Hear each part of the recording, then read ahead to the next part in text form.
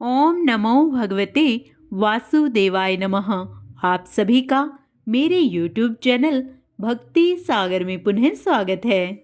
आज के अपने इस वीडियो में हम माघ मास शुक्ल पक्ष जया एकादशी की व्रत कथा सुनेंगे। साथ ही तुलसी माता की कथा व आरती भी करेंगे। आप सभी भक्तों को जया एकादशी की बहुत बहुत शुभकामनाएं।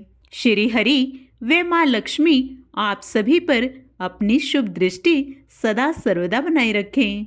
आज का अपना वीडियो शुरू करने से पहले आप सभी से विनम्र प्रार्थना है, यदि आप मेरे चैनल पर नए आए हैं और अभी तक मेरे चैनल को सब्सक्राइब नहीं किया है तो व्रत त्योहारों से संबंधित सभी जानकारियां प्राप्त करने के लिए, सभी व्रत कथाएं सुनने के लिए, प्रतिदिन के पंचांग की जानकारी प्राप्त करने के लिए, प्रतिदिन के महात्म्य स्मरण करने के लिए तथा लगातार प्रभु भक्ति से यूं ही जुड़े रहने के लिए कृपया मेरे चैनल को सब्सक्राइब अवश्य करें।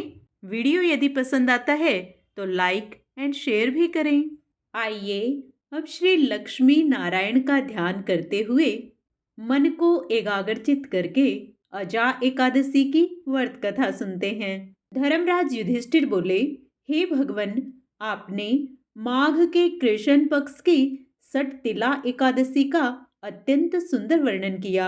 आप स्वदेज, अंडज, उद्भिज और जरायुज चारों प्रकार के जीवों के उत्पन्न, पालन तथा नाश करने वाले हैं।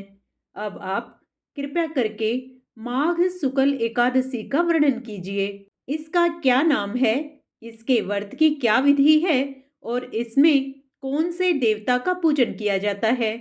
श्री कृष्ण कहने लगे कि हे राजन, इस एकादशी का नाम जया एकादशी है। इसका व्रत करने से मनुष्य ब्रह्म हत्यादि पापों से छुटकर मोक्ष को प्राप्त होता है तथा इसके प्रभाव से भूत, पिशाच आदि योनियों से मुक्त हो जाता है। इस व्रत को विधि पूर्वक करना चाहिए। अब मैं तुम्हें पद्म पुराण में वर्णित इसकी महिमा की एक कथा सुनाता हूँ। देवराज इंद्र स्वर्ग में राज्य करते थे और अन्य सब देवगण सुखपूर्वक स्वर्ग में रहते थे। एक समय इंद्र अपनी इच्छा अनुसार नंदनवन में अप्सराओं के साथ विहार कर रहे थे और गंधर्व गान कर रहे थे। उन गंधर्वों में प्रसिद्ध पुष्पदंत तथा उसकी कन्या पुष्पवती और चित्रसेन तथा उसकी स्त्री मालिनी भी उपस्थित थे। साथ ही मालिनी का पुत्र पुष्पवान और उसका पुत्र माल्यवान भी उपस्थित थे। पुष्पवती गंधर्व कन्या माल्यवान को देखकर उस पर मोहित हो गई और माल्यवान पर काम बाण चलाने लगी। उसने अपने रूप, लावण्य और हाव भाव से माल्यवान को वश में कर लिया। हे राजन, वह पुष्पवती अत्यंत सुंदर थी। अब वे इंद्र को प्रसन्न करने के लिए गान करने लगे, परंतु परस्पर मोहित हो जाने के कारण उनका चित्त भ्रमित हो गया था। इनके ठीक प्रकार न गाने तथा स्वर ताल ठीक नहीं होने से इंद्र इनके प्रेम को समझ गया और उन्होंने इसमें अपना अपमान समझकर उनको शाप दे दिया। इंद्र ने कहा, हे मूर्खों, तुमने मेरी आज्ञा का उल्लंघन किया है, इसलिए तुम्हारा धिक्कार है। अब तुम दोनों स्त्री पुरुष के रूप में मृत्युलोक में जाकर पिशाच रूप धारण करो और अपने कर्म का फल भोगो। इंद्र का ऐसा शाप सुनकर वे अत्यंत दुखी हुए और हिमालय पर्वत पर दुखपूर्वक अपना जीवन व्यतीत करने लगे। उन्हें गंध, रस तथा स्पर्श आदि का कुछ भी ज्ञान नहीं था। वहां उनको महान दुख मिल रहे थे। उन्हें एक क्षण के लिए भी निद्रा नहीं आती थी। उस जगह अत्यंत शीत था, इससे उनके रोंगटे खड़े रहते और मारे शीत के दांत बजते रहते। एक दिन पिशाच ने अपनी स्त्री से कहा कि पिछले जन्म में हमने ऐसे कौन से पाप किए थे जिससे हमको यह दुखदाई पिशाच योनि प्राप्त हुई। इस पिशाच योनि से तो नरक के दुख सहना ही उत्तम है, अतः हमें अब किसी प्रकार का पाप नहीं करना चाहिए। इस प्रकार विचार करते हुए वे अपने दिन व्यतीत कर रहे थे। दैव्य योग से तभी माघ मास के शुक्ल पक्ष की जया नामक एकादशी आई।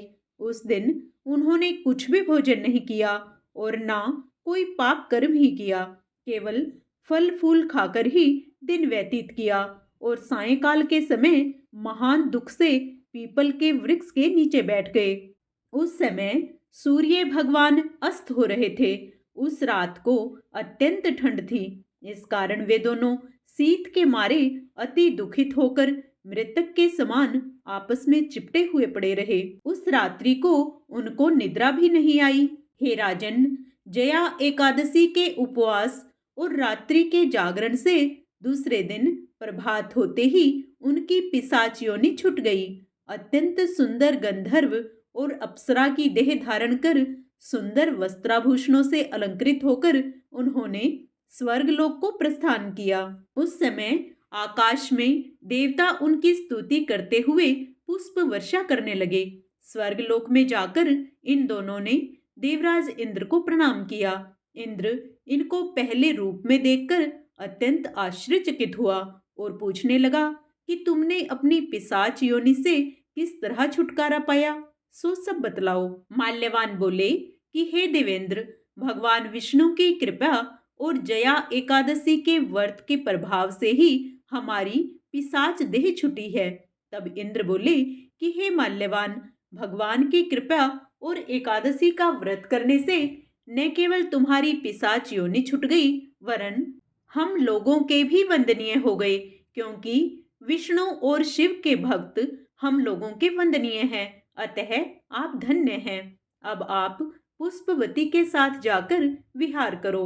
श्री कृष्ण कहने लगे कि हे राजा युधिष्ठिर, इस जया एकादशी के व्रत से बुरी योनि छूट जाती है। जिस मनुष्य ने इस एकादशी का व्रत किया है, उसने मानो सब यज्ञ, जप, दान आदि कर लिए। जो मनुष्य जया एकादशी का व्रत करते हैं, वे अवश्य ही 1000 वर्ष तक स्वर्ग में वास करते हैं। आइए अब विष्णु प्रिया माँ तुलसी की कथा सुनते हैं। पौराणिक कथाओं के मुताबिक तुलसी माता का पूर्व जन्म वृंदा नाम से हुआ था। वृंदा दैत्यराज काल नेमी की बेटी थी। राक्षस कुल में जन्मी यह बच्ची बचपन से ही भगवान विष्णु की भक्त थी। जब वह बड़ी हुई तो उनका विवाह राक्षस कुल में ही दानवराज जलंधर से संपन्न हुआ। राक्षस जलंधर समुद्र से उत्पन्न हुआ था। वृंदा बड़ी ही पतिव्रता स्त्री थी, सदा अपने पति की सेवा किया करती थी। एक बार देवताओं और दानवों में युद्ध हुआ। जब जलंधर युद्ध पर जाने लगे तो वृंदा ने कहा, स्वामी, आप युद्ध पर जा रहे हैं। आप जब तक युद्ध में रहेंगे, मैं पूजा में बैठकर आपकी जीत के लिए अनुष्ठान करूंगी। जब तक आप नहीं लौट आते, मैं अपना संकल्प नहीं छोड़ूंगी। जलंधर तो युद्ध में चला गया और वृंदा व्रत का संकल्प लेकर पूजा में बैठ गई। उसके व्रत के प्रभाव से देवता भी जलंधर को ना हरा सके। सारे देवता जब हारने लगे तो विष्णु जी के पास पहुंचे और सभी ने भगवान से प्रार्थना की। भगवान बोले, वृंदा मेरी परम भक्त है, मैं उससे छल नहीं कर सकता। इस पर देवता बोले कि भगवान, दूसरा कोई उपाय हो तो बताएं, लेकिन हमारी मदद अवश्य करें। इस प्रकार बार बार देवताओं के प्रार्थना करने पर भगवान विष्णु ने जलंधर का रूप धरा और वृंदा के महल में पहुंच गए। वृंदा ने जैसे ही अपने पति को देखा तो तुरंत पूजा से उठ गई और उनके चरणों को छू लिया। इधर वृंदा का संकल्प टूटा, उधर युद्ध में देवताओं ने जलंधर को मार दिया और उसका सिर काटकर अलग कर दिया। जलंधर का कटा हुआ सिर जब महल में आकर गिरा तो वृंदा ने आश्चर्य से भगवान की ओर देखा, जिन्होंने जलंधर का रूप धर रखा था। इस पर भगवान विष्णु अपने असली रूप में आ गए और फिर कुछ बोल ना सके। वृंदा ने कुपित होकर भगवान को श्राप दे दिया कि वे पत्थर के हो जाएं। इसके चलते भगवान तुरंत पत्थर के हो गए। सभी देवताओं में हाहाकार मच गया। देवताओं की प्रार्थना के बाद वृंदा ने अपना श्राप वापस ले लिया। इसके बाद वे अपने पति का सिर लेकर सती हो गई।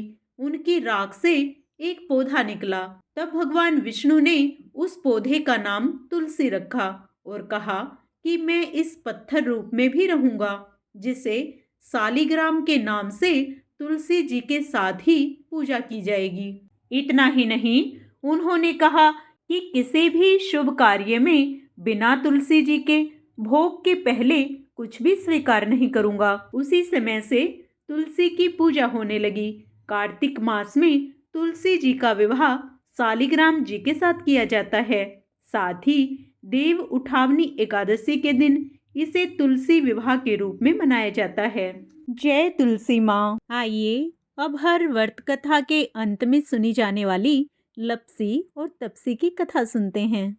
लपसी और तपसी दो भाई थे।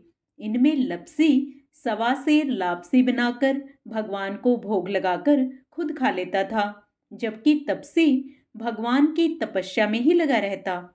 एक दिन दोनों में इस बात को लेकर विवाद हो गया कि दोनों में भगवान का बड़ा भक्त कौन है।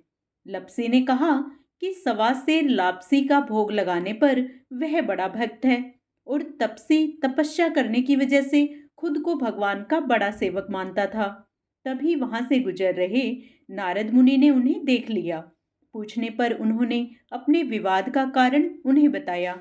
तब नारद जी ने कहा कि इसका फैसला वे कर देंगे। अगले दिन जब लपसी और तपसी अपनी अपनी भक्ति में लग गए तो नारद जी ने चुपके से सोने की दो भारी अंगूठियां दोनों के सामने रख दी। जब लपसी की नजर अंगूठी पर पड़ी तो उसने कोई ध्यान नहीं दिया, लेकिन तपसी ने तपस्या करते हुए चुपचाप उसे घुटनों के नीचे दबा लिया। इसके बाद जब नारद जी वहां आए तो उन्होंने हम में से कौन बड़ा है यही प्रश्न फिर से किया, जिसे सुन नारद जी ने तपसी को खड़ा होने के लिए कहा। खड़े होते ही तपसी के नीचे दबी अंगूठी नीचे गिर गई, जिसके बाद नारद जी ने तपसी से कहा कि तपस्या करने पर भी तुम्हारे मन में चोर है, जबकि भगवान को भोग लगाकर खुद ही जीवने वाले लपसी में यह भावना नहीं है, इसलिए तुम दोनों में से लपसी बड़ा है। यह सुनकर तपसी शर्मिंदा होकर नारद जी के चरणों में गिर पड़ा और अपनी तपस्या का फल मिलने का उपाय पूछा। तब नारद जी ने कहा कि यदि कोई गायें, कुत्ते और बेसहारा जानवरों की रोटी नहीं बनाएगा, गरीबों को भोजन कर दक्षिणा नहीं देगा और दिए से दिया जलाएगा, तो उसके पुण्यों का फल तुम्हें मिलेगा। इसी तरह यदि कोई सारी कहानी सुनकर तुम्हारी कथा नहीं सुनेगा तो उसका पुण्य फल भी तुम्हें ही मिलेगा। अब हम सब मिलकर विष्णु भगवान की प्रिया तुलसी माता की आरती करेंगे।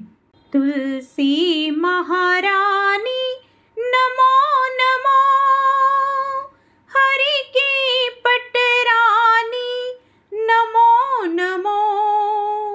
तुलसी महारानी नमो नमो, धन तुलसी पूर्ण तप कीन्हो, सालिग्राम बनी पटरानी। जाके पत्र मंजरी कोमल, श्रीपति कमल चरण लपटानी। धूप दीप नैवेद्य आरती, पुष्पन की वर्षा बरसानी। नमो नमो। तुलसी महारानी नमो नमो, हरि की पटरानी नमो नमो। 56 भोग 36 व्यंजन, बिन तुलसी हरि एक न मानी। सभी सखी मैया तेरो जस गावे, भक्ति दान दीजे महारानी। नमो नमो। तुलसी महारानी नमो नमो, हरि की पटरानी नमो नमो। तुलसी महारानी नमो नमो। विष्णु भगवान की जय, तुलसी माता की जय। जय माँ लक्ष्मी।